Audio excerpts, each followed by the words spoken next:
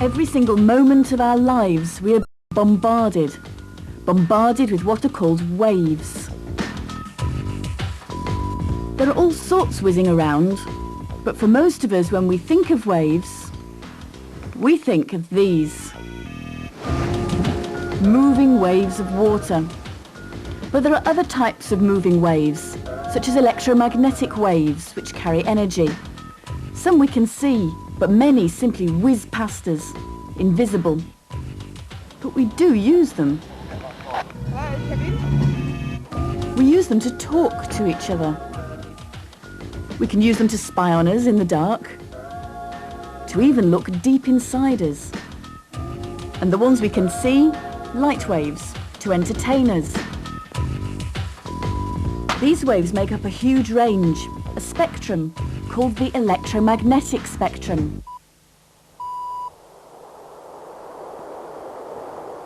The only part of the spectrum we can see is called light. But how does this sunlight reach Earth? Well, light is made of waves. These waves travel incredibly fast, taking only 8 minutes to travel the 135 million kilometers from the sun.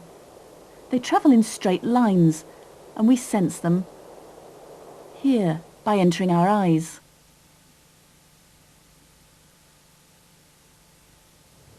The sun only provides light during the day, but these days we've plenty of light at night. Hi, there's going to be a really big gig on here tonight, loads of lights and stuff. Yeah. I come to the right place. You have, there you Great, go. thank you.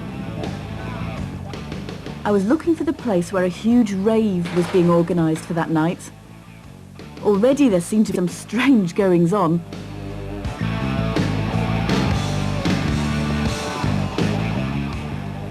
Inside there were hundreds of lights all being wired up. I wanted to find one of the lighting crew to fill me in on exactly what sort of lights they were going to be using.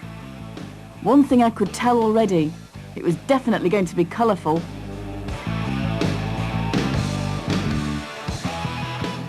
I'm just testing the lamp at the moment that was playing up. It's basically just a lamp with lots of different, or 7 in this case, different coloured filters that we can rotate. Which is just a 7 colours? Blue, yellow, orange? Red, yellow, and mauve. Oh wow, dark. That's wonderful. Yeah, it's very dark blue. A normal blue, pink. What we have in there is a wheel, so you can actually rotate the colours. And then we can basically make it go very fast. And you can, it's the rainbow effect they call it, to sort of almost go into open white. Because basically it's mixing the colours so fast it's actually deceiving the eye or the brain into thinking that you're sort of seeing white. The colours flashing on my hand looked amazing, but Ian wanted to show me how he could mix different coloured lights together to make even more colours. Use one of these heavies, please.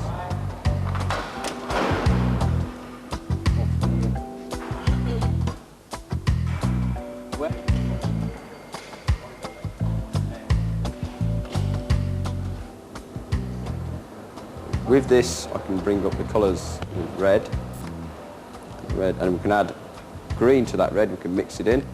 We'll get a yellow. We'll take green out and add blue, which will produce magenta. I was amazed at just how 2 lights could combine to make such a range of colours. I was wondering what 3 lights would do. All down. If we bring all 3 up together, we'll produce white light. This always surprises me. White isn't really a colour in itself, but a mixture of lots of different coloured light waves.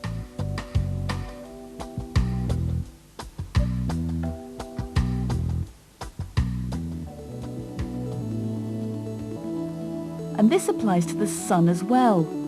The colour of sunlight isn't really white, but made up of a whole range of colours.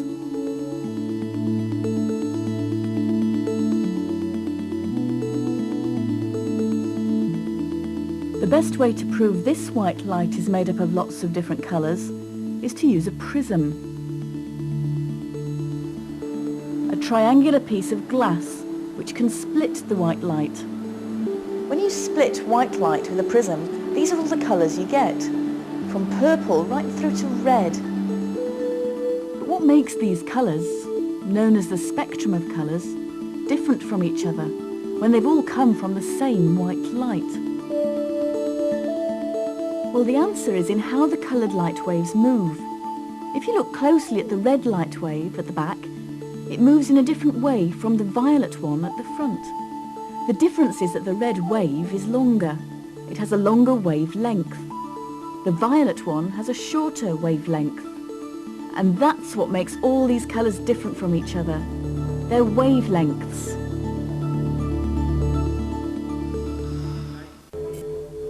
Our eyes can see all these colours. But are there any outside this range we can't see? In fact, there are. Beyond the colour violet, there's a whole world just as colourful. Although our eyes can't see it, there are other eyes that can.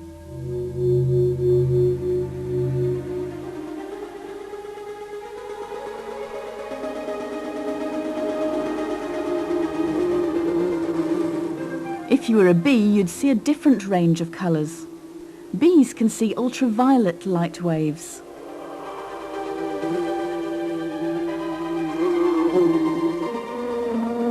Ultraviolet light also comes from the sun, but we can't see it.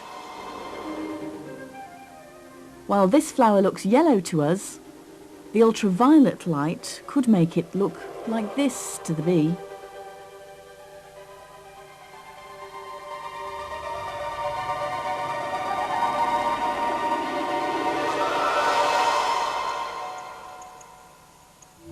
So bees can see beyond what we can see at this end of the spectrum of colours. But what about the opposite end? Could there be anything beyond red?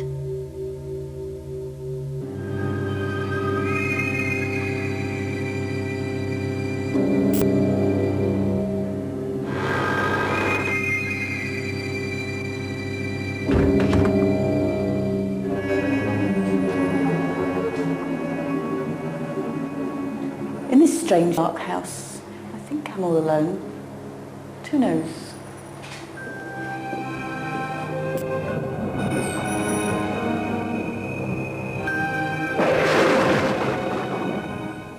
In here I could hardly see a thing because my eyes couldn't pick up any visible light.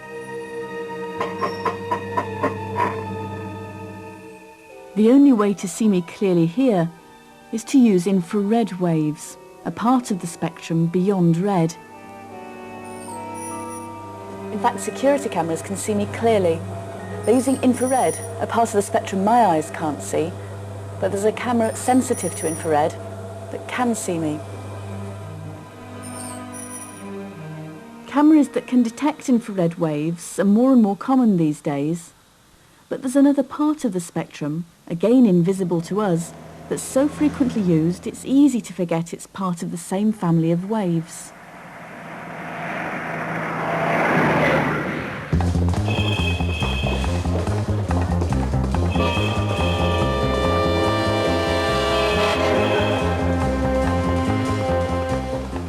Hello Helen. Hi Joe. If you pop up on here, I'll show you how we take an X-ray. Okay. X-rays. They're used every day in hospitals, and what makes X-rays so special is that they have a very short wavelength and can actually go right through your body, as Joe Gledhill explains. Move you down like this, so the right bit of you was underneath the X-ray tube. The X-rays would come from up here, go through you, through the table, and down onto this X-ray plate under here, which has a special film that's sensitive to X-rays. Okay. Thank you. As X-rays can go right through parts of the body, with X-ray sensitive film we can actually take pictures of what's going on inside.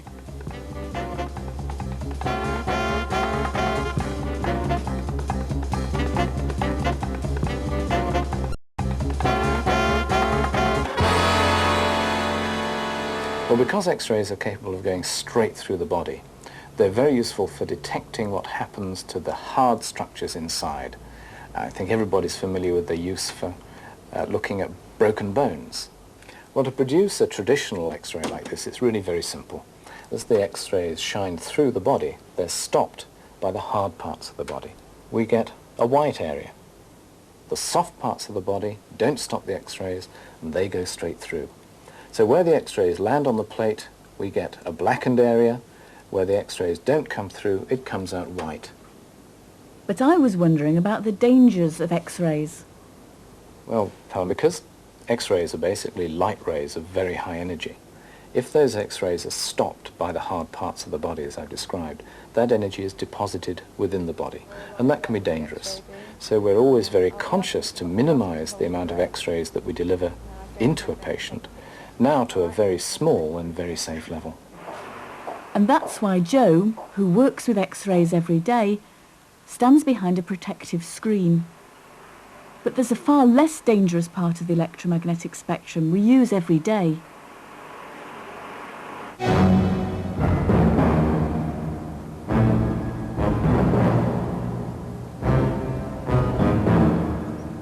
Radio waves.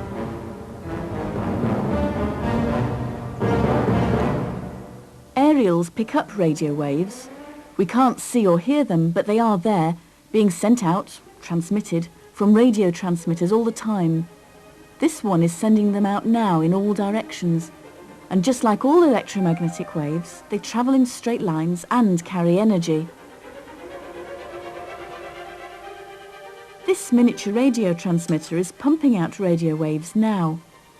Engineer David Yates wanted to prove to me they carried energy. Here I am with a bulb lighting in space, no batteries up my sleeve, no wires joining me to anything, and yet the bulb's lit. It does look a bit like magic. It isn't magic at all. The electromagnetic wave is in space. They're quite strong because I'm close to a transmitting aerial, but nevertheless, I'm extracting energy from it and lighting the bulb. It's as simple as that. You couldn't do this at home, as it only works with a transmitter like this. But huge radio transmitters can be seen all over the country. This is to make sure we can all tune in and pick up the radio waves. But to be able to pick them up, you have to have an aerial, and of course equipment to receive and convert the radio waves into something we can hear. These days, radio receivers can pick up a huge range of radio wavelengths simply at the press of a button. And their wavelengths can vary from a few millimetres to over 100 kilometres.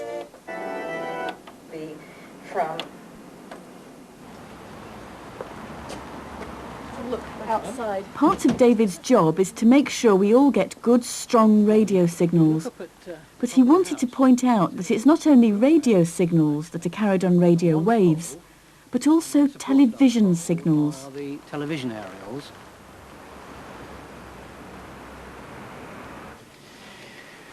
People get confused about the fact that television sets pick up radio waves. I mean, that's the way the words are used. And in this case, they're picked up by this aerial, which is pointing in the direction of the transmitter. Let's see what's on your set today, then, Helen. David wanted to see if I was receiving a good television signal, so I switched on and got a real surprise.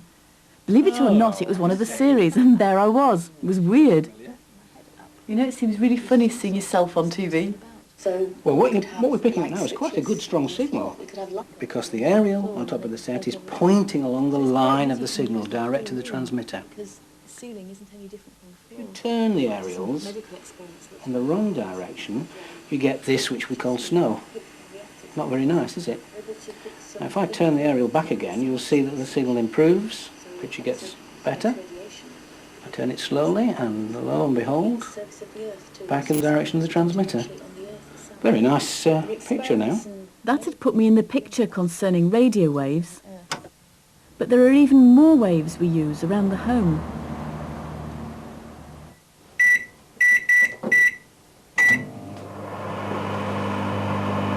We all know what this is. A microwave oven. Microwaves are part of the spectrum, but in this case we're using their energy to heat and cook food for us.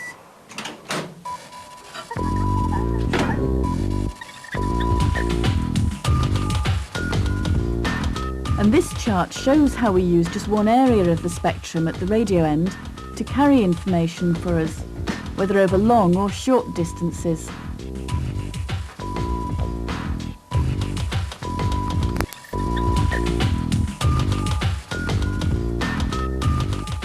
So next time you're out and about, think about all the thousands and thousands of electromagnetic waves whizzing past us all the time. In some ways, we're lucky we can't see them all, see them all, see them all, see them all, see them all.